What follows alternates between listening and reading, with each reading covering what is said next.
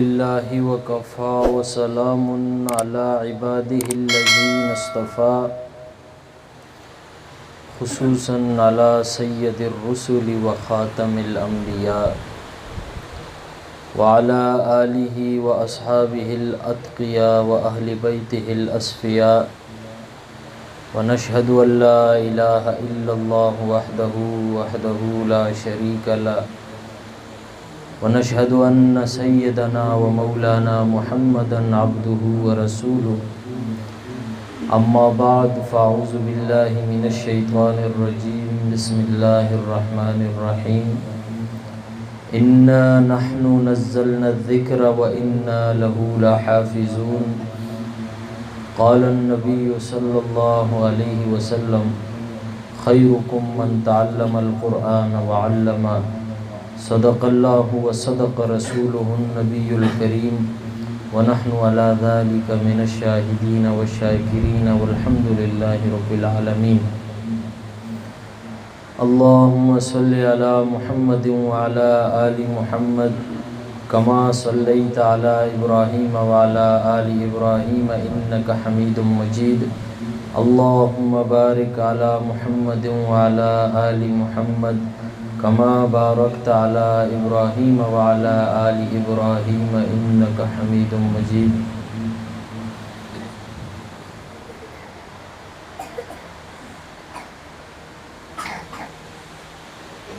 सामीन मोहतरम, काबिल सद एहतराम,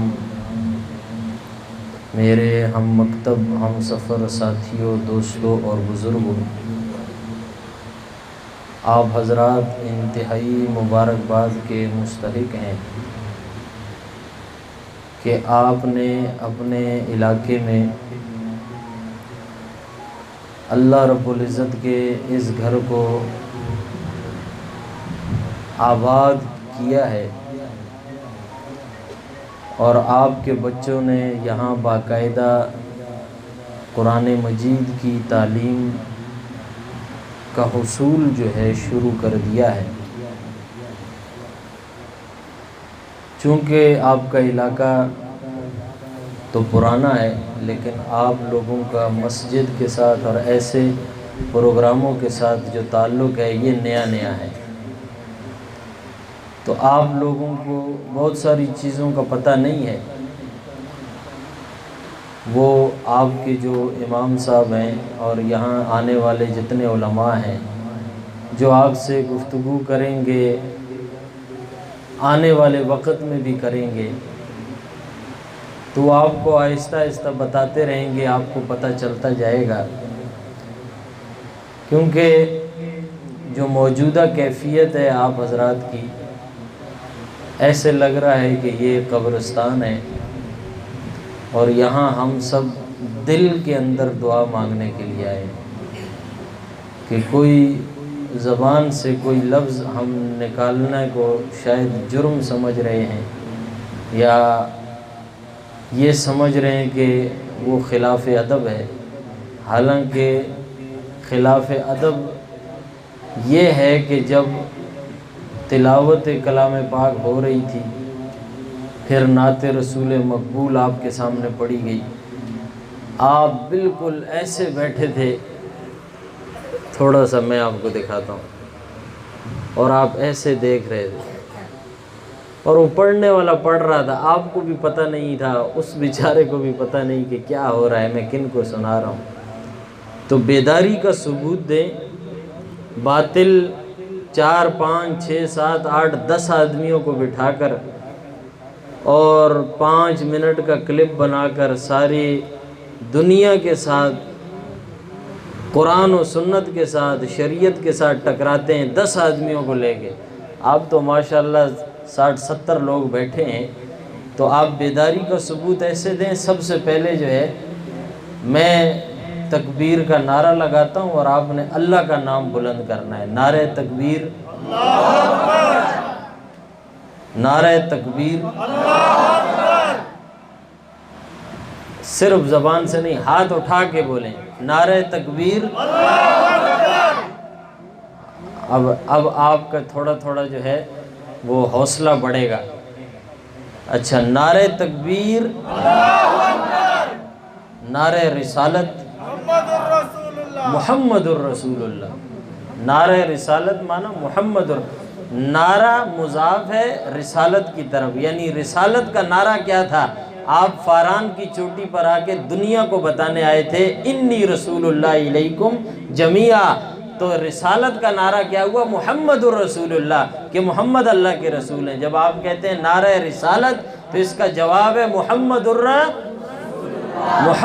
रसूलुल्लाह। शान सहाबा,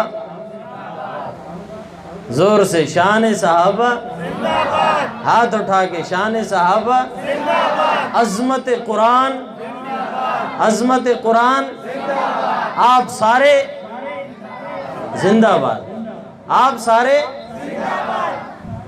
आने वाले उलमाए किराम। अब आपको इंशाअल्लाह थोड़ा सा ये हो गया कि हम कब्रिस्तान में नहीं हैं। इंशाअल्लाह हम कब्रिस्तान में नहीं हैं। अब आप थोड़े बेदार हो गए। आज की जो महफिल है, आप जानते हैं कि कुरान मजीद के उन्वान से मानवन है। दुनिया के अंदर बहुत सारी किताबें मौजूद हैं, बहुत सी किताबें मौजूद हैं, लेकिन मकाम वाली, मर्तबे वाली किताब सिर्फ कुरान मजीद है। दुनिया के अंदर उलूम बहुत सारे हैं, फ़नून बहुत सारे हैं, लेकिन जिस इल्म को अल्लाह रब्बुल इज़्ज़त हासिल करने के लिए मखलूक से कहता है, वो इल्म कुरान मजीद का इल्म। कुरान अल्लाह रब्बुल इज़्ज़त की वो मुक़द्दस किताब है कि जो अल्लाह की मखलूक नहीं है, बल्कि अल्लाह की सिफत है। अल्लाह की मखलूक नहीं, अल्लाह की सिफत है। कुरान कलामुल्लाह है। अल्लाह रब्बुल इज़्ज़त ने, इसका इको बंद करो यार, इतना वापसी आवाज़ इधर आ रही है। अल्लाह रब्बुल इज़्ज़त ने कुरान मजीद के मुताल्लिक फरमाया, इन्ना नहनु नज़्ज़लना ज़िक्र व इन्ना लहू लहाफ़िज़ून। कुरान को हमने उतारा है, हमने नाजिल किया है, हम ही इसकी हिफाजत करेंगे। कुरान मजीद की हिफाजत का वादा अल्लाह रब्बुल इज़्ज़त ने अपने ज़िम्मे लिया है। कुरान मजीद की हिफाजत का वादा अल्लाह रब्बुल इज़्ज़त ने अपने ज़िम्मे लिया है। तो कुरान की हिफाजत क्या है? अल्लाह रब्बुल इज़्ज़त इस कुरान की हिफाजत कैसे करते हैं? कुरान की हिफाजत कैसे होती है? अल्लाह रब्बुल इज़्ज़त ने इसके लिए इस कायनात के अंदर कुछ ज़राए बनाए हैं। वो ज़राए क्या हैं? आप देखते हैं, एक बच्चा मस्जिद के अंदर आता है, कारी साहब के सामने बैठता है, कारी साहब उससे कहते हैं औज़ु बिल्लाहि मिनश शैतानिर रजीम पढ़, बिस्मिल्लाहिर रहमानिर रहीम पढ़। फिर उसको कुरान के उन हुरूफ मुक़त्तआत की पहचान कराता है।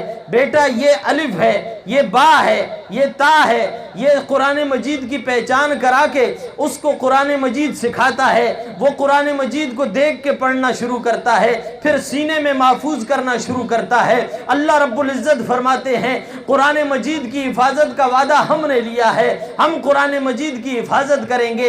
हिफाजत कैसे की जाती है? आप देखते हैं, अल्लाह रब्बुल इज़्ज़त ने हिफाजत के लिए किसी सिंदूक का इंतखाब नहीं किया है, हिफाजत के लिए किसी जगह का इंतखाब नहीं किया है, हिफाजत के लिए अल्लाह रब्बुल इज़्ज़त ने आसमानों का इंतखाब नहीं किया है, ज़मीन में किसी कोने का इंतखाब नहीं किया है। अल्लाह रब्बुल इज़्ज़त फरमाते हैं, हिफाजत हम करेंगे। अल्लाह रब्बुल इज़्ज़त ने महफूज किया है।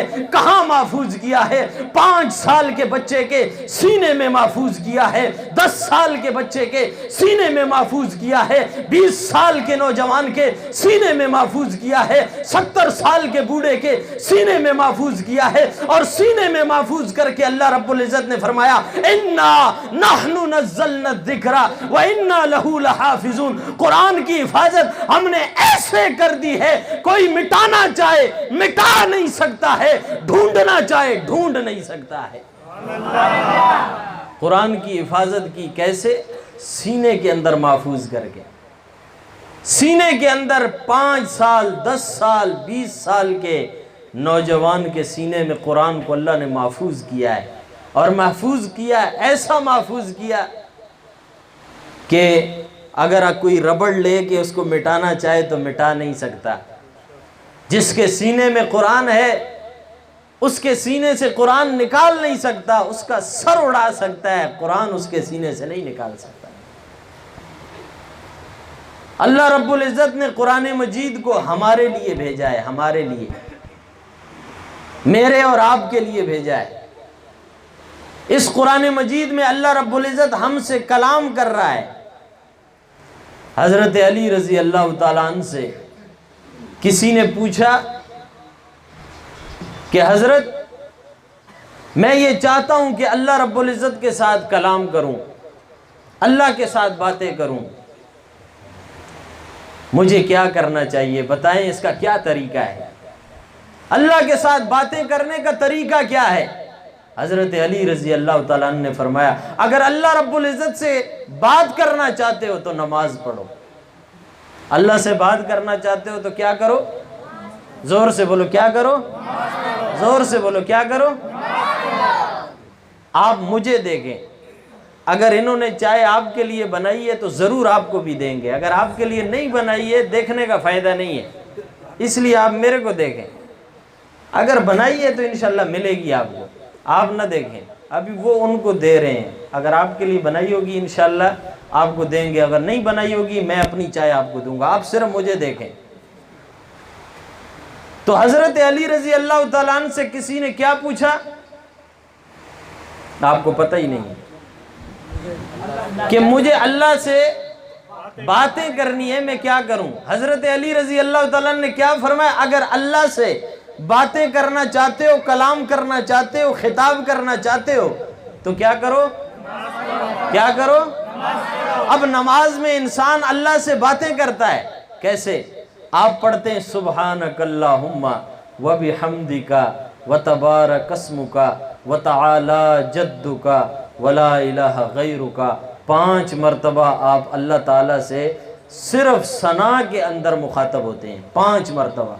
सुबहाना का काफ खिताब का है, जैसे आप उर्दू में कहते हैं ना कि तू, तो अरबी में इसके लिए का लफ्ज़ आता है, का। सुब्हानकल्लाहुम्मा, सुब्हानका व बिहम्दिका व तबारक अस्मुका व तआला जद्दुका व ला इलाहा गैरुका।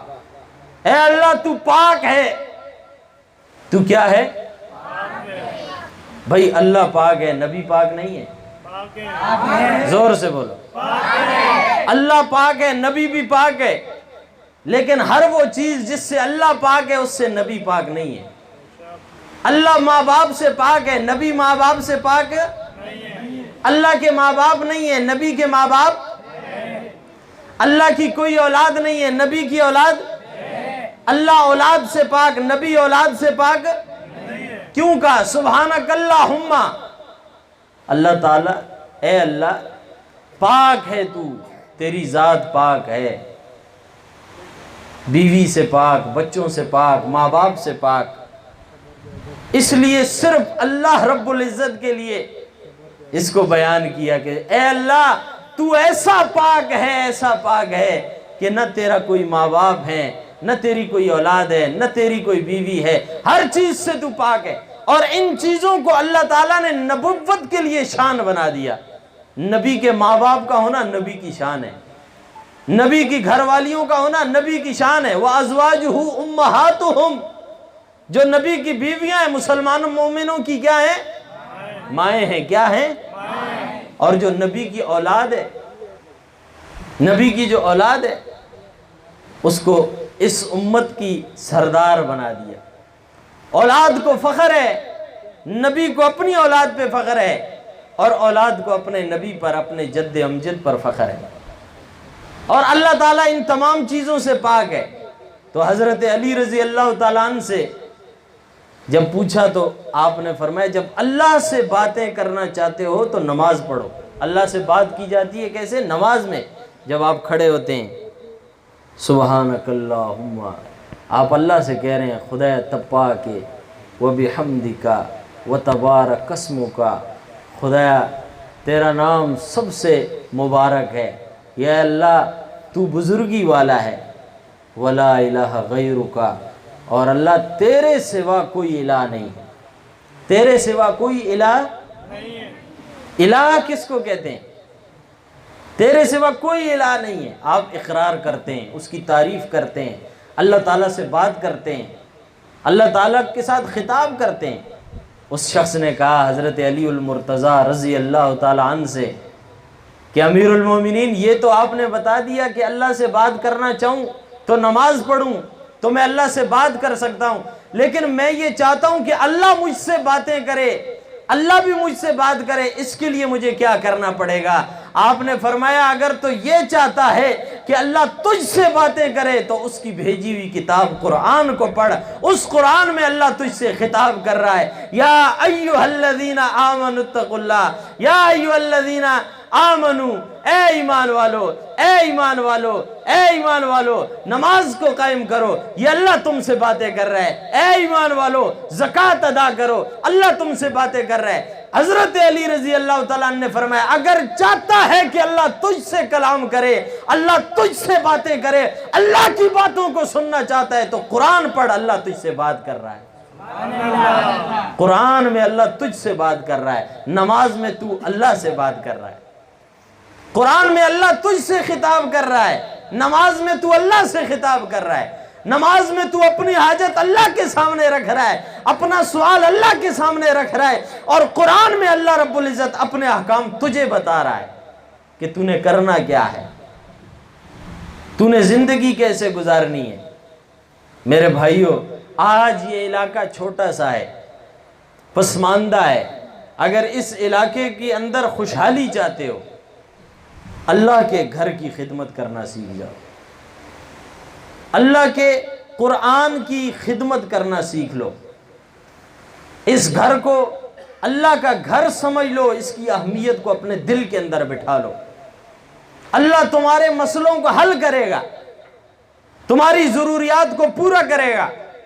कब? जब तुम उस रब के घर का ख्याल करोगे।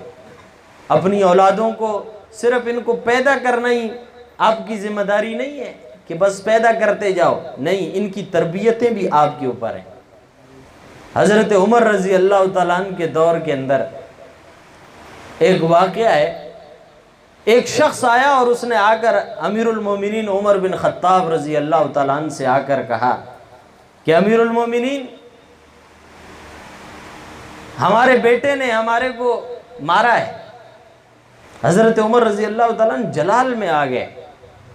आप बहुत जलाली तबीयत के इंसान थे कि मेरे दौरे इख्तिदार, दौरे खिलाफत में ऐसा नाफरमान, ऐसा बागी कौन है जो अपने माँ बाप को मार रहा है? आपने फरमाया जाओ जल्दी इसको पकड़ के ले आओ, और जाके उसको पकड़ कर लेकर आए। हज़रत उमर रज़ी अल्लाह तआला अन्हु के सामने उसको खड़ा किया। आपने पूछा कि तूने अपने माँ बाप को मारा? उसने कहा जी अमीरुल मोमिनीन, मैंने मारा। आपने पूछा क्यों मारा? वो लड़का कहने लगा हज़रत, मैं छोटा सा था, जब मैं सूझबूझ मेरे अंदर आई, समझना शुरू हुआ, तो मेरे वालिद ने मुझे बकरियां लेकर दी। मैं ये बकरियां सुबह लेकर इस पहाड़ में चढ़ जाता हूँ, सामने वाले में इनको चराता हूँ। जब सूरज गुरूब हो रहा होता है मैं बकरियां लेके वापस आ जाता हूँ। वापस आता हूँ, घर में बकरियों का दूध धोता हूँ, 2 प्यालों में डाल के एक अब्बू को एक अम्मी को दे देता हूँ और जाके सो जाता हूँ। अगली सुबह फिर यही काम करता हूँ। मैंने ज़िंदगी यूं ही गुजारी है। मुझे नहीं है पता कि दस्तूर क्या है, मंशूर क्या है, रहा कैसे जाता है, ज़ाब्ता क्या है, मैं ये चीज़ें नहीं जानता।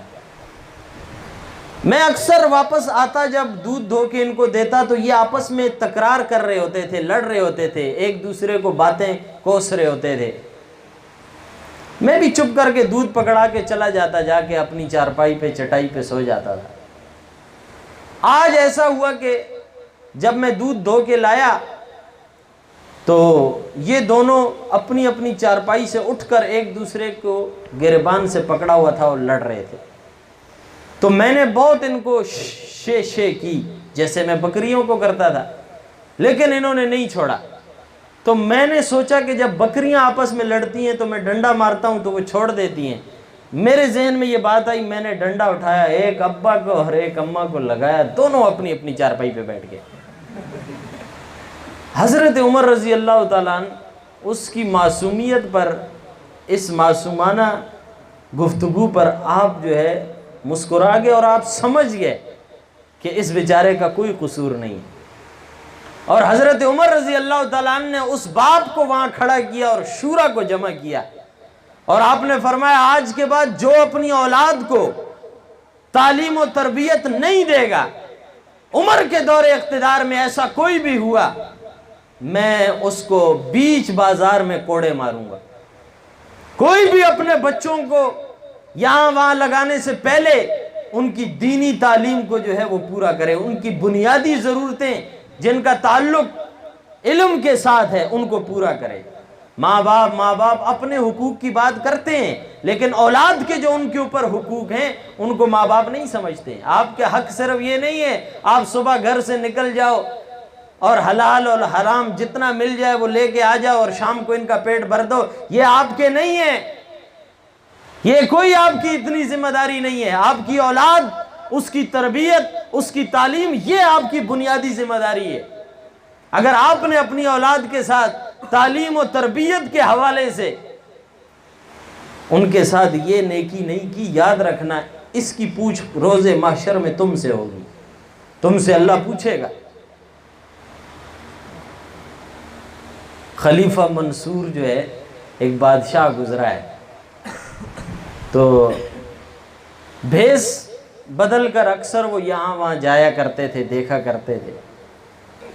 तो उसने एक दरसगाह बनाई थी, उस दरसगाह को देखने के लिए जो है वो एक दिन आए। तालिब इल्म बच्चे जो है वो जगह जगह पर बैठ के कुरान पढ़ रहे थे, किताबें पढ़ रहे थे। तो उन्होंने एक बच्चे से पूछा कि बेटा तुम क्या करोगे पढ़ के? तो उसने कहा मैं काजी बनूंगा। तो मंसूर ने दिल में इरादा कर लिया कि मैं इस दरसगाह को गिरा रहा हूं। दूसरे से पूछा तुम बेटा क्या बनोगे? उसने भी कहा कि मैं कोई हुकूमती महकमा बताया कि मैं वो बनूंगा। तीसरे को कहा, उसने कहा मैं भी ये बनूंगा। एक बच्चा जो है वो पढ़ रहा था और मंसूर दिल में ये सोच चुका कि इस दरसगाह को कायम रखने का कोई फ़ायदा नहीं है, इसको गिरा देना बेहतर है।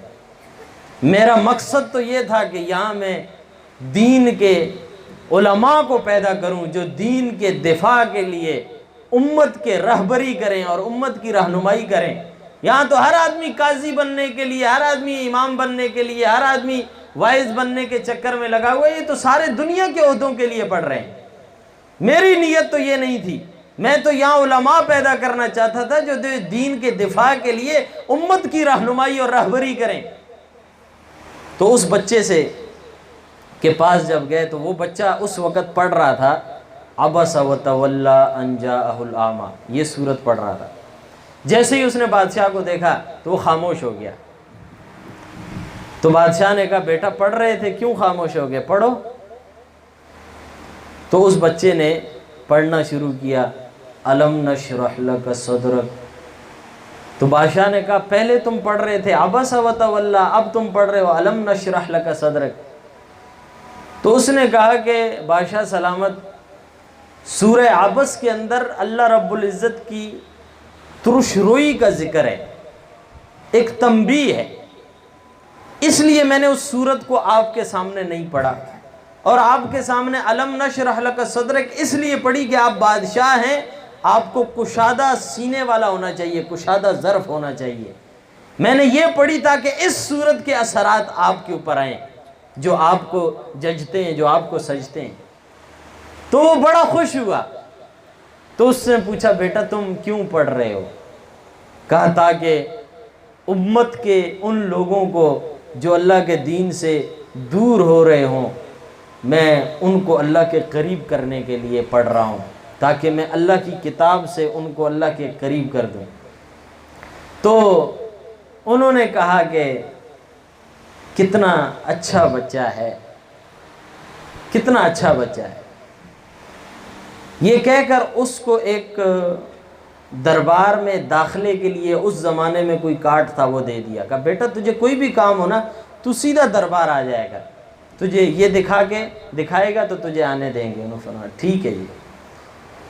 छुट्टी के बाद वो बच्चा घर गया तो माँ रो रही थी। पूछा क्या हुआ? कहा तेरे वालिद को पुलिस लेकर चली गई। तो उस बेटे ने कहा अम्मा कोई बात नहीं, मैं जाता हूँ लेके आता हूँ।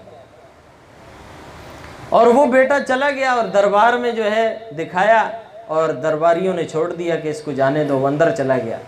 बादशाह सलामत जब आए तो कई लोग खड़े थे, तो बच्चे को देखा तो पहचान लिया कि सुबह तो इससे मिला हूँ। तो उसको बुलाया, बेटा इधर आओ, क्या बात है? कहा मेरे वालिद को आपकी पुलिस ने पकड़ लिया है, उसको छुड़ाने आया हूँ। तो उनके वालिद को जब पेश किया, पूछा किस जुर्म में पकड़ा है? तो शुरतों ने बताया कि इसने चोरी की है जी, चोरी की वजह से इसको पकड़ा है। तो बादशाह ने उस बच्चे को देखा, फिर उसके वालिद को देखा, उसने कहा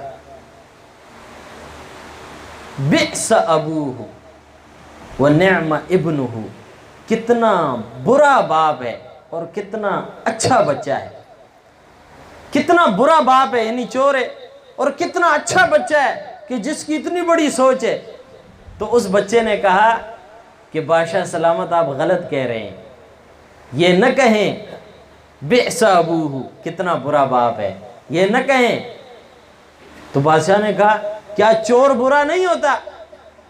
तो उस बच्चे ने कहा नहीं, ये बुरा नहीं है, आप यूं कहें, अपने जुमले को यूं कहें कि बिअस जद्दुहु व निअम अबूहु, कितना बुरा दादा है जिसने इसको दीन नहीं पढ़ाया, ये चोर बन गया।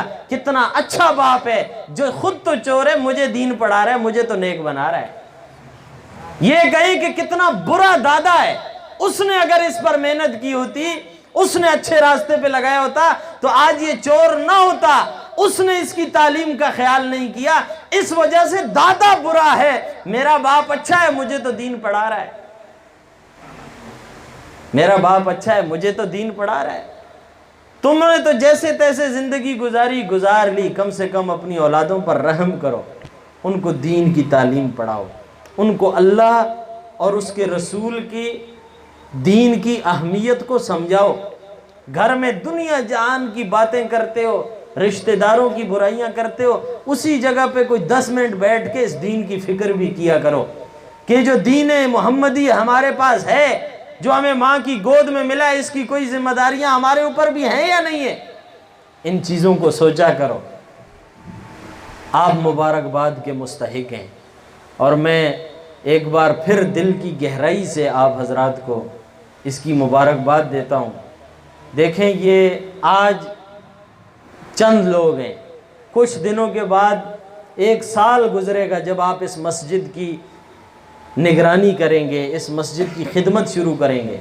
आप यकीन जाने कि ये जो लोग बोलते हैं मुझे तावीज़ दे दो, ये है वो है, तावीज़ वावीज़ की ज़रूरत नहीं है। मस्जिद के अंदर कोई जगह देख लो और मस्जिद की कोई खिदमत ढूंढ लो कि मस्जिद में क्या चीज़ ज़रूरत है, मस्जिद के लिए क्या चाहिए, इसकी मैं क्या खिदमत कर सकता हूँ, उस खिदमत में लग जाओ। देखो तुम्हें तावीज़ वावीज़ की ज़रूरत नहीं पड़ेगी। अल्लाह ताला तुम्हारे काम करेगा, तुम उसके घर को बनाओगे, वो तुम्हारी ज़िंदगियाँ बनाएगा। इस बात पे सुभान अल्लाह तो बोलो। अल्लाह रब्बुल इज़्ज़त आपको हमें अपने दीन की इस खिदमत के लिए कबूल फरमाए, जो कहा सुना अमल करने की तौफीक अता फरमाए।